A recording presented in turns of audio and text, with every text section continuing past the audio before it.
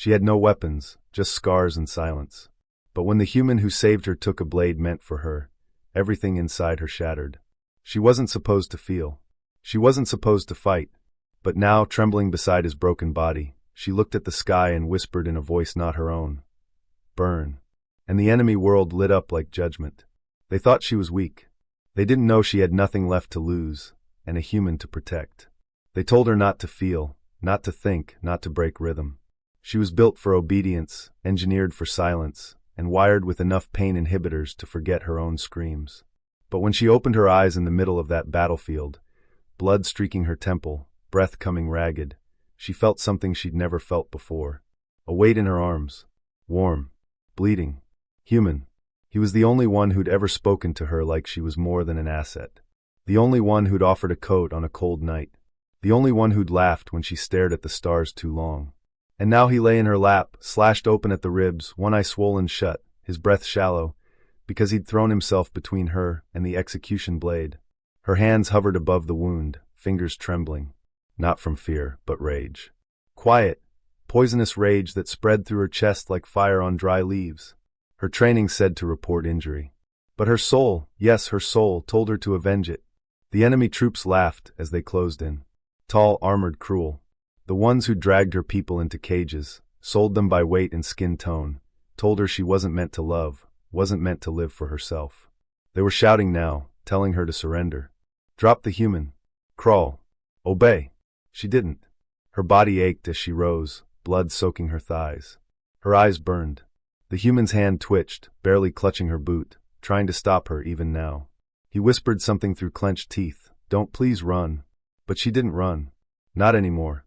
The first soldier stepped forward, mocking her with an open palm, fingers curling like she was some frightened pet. She walked straight to him. He didn't expect it, never expected resistance from her kind. She snapped his wrist before he could blink, used his own blade to bury steel in his throat, and grabbed his rifle before he hit the ground.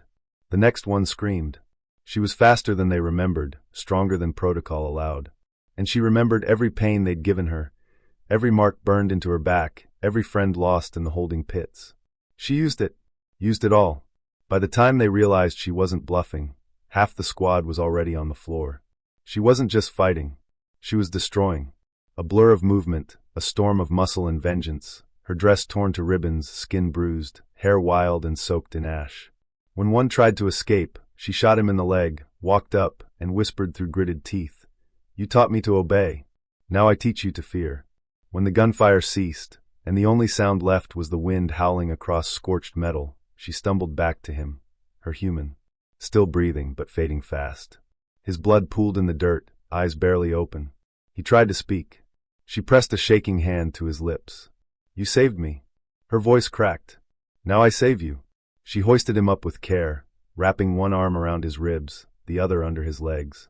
Step by step, she made her way across the ruined field, past smoke, past fire, past the wreckage of the world that broke her. Her legs threatened to buckle. Her body screamed.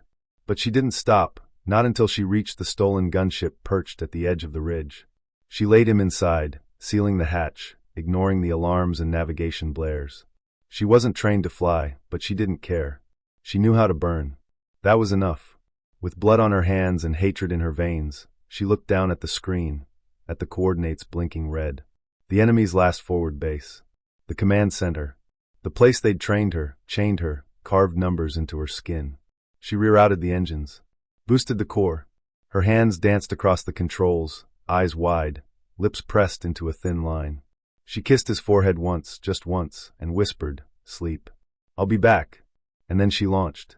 The sky tore apart as she pierced it, like a blade through flesh. Heat. Light. Speed. She aimed the ship like a dagger, targeting the heart of their war machine. And when she breached their shields, the last thing their scanners saw wasn't a warship. It was her, eyes full of fire, wrapped in smoke, glowing with purpose. The impact leveled a city. The base vanished in a bloom of white and orange. And from the wreckage, she crawled out, bones cracked, muscles torn, blood dripping from her temple. Alive. Barely but alive. She dragged herself from the flames, chest heaving. Her legs gave out, and she dropped to her knees beside the smoldering ruins. Around her, the enemy forces scrambled, disoriented, wounded, terrified. She stood, rising like a ghost from the inferno. And they ran. Not because she chased, but because they saw something in her they couldn't defeat. She wasn't just a girl anymore. Not a slave. Not a tool. She was the cost of cruelty. She was proof that kindness, real kindness, could birth monsters in the right soul. She limped back to the ship. Back to him. He stirred when she climbed inside, eyes fluttering open. His lips parted, dry and pale. You came back. She knelt beside him, resting her forehead to his. Always.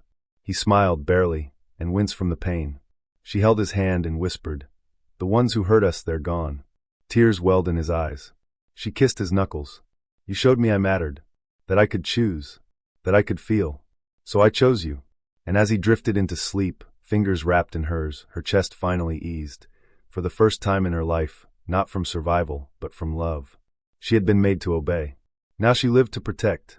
And the stars had never felt so close.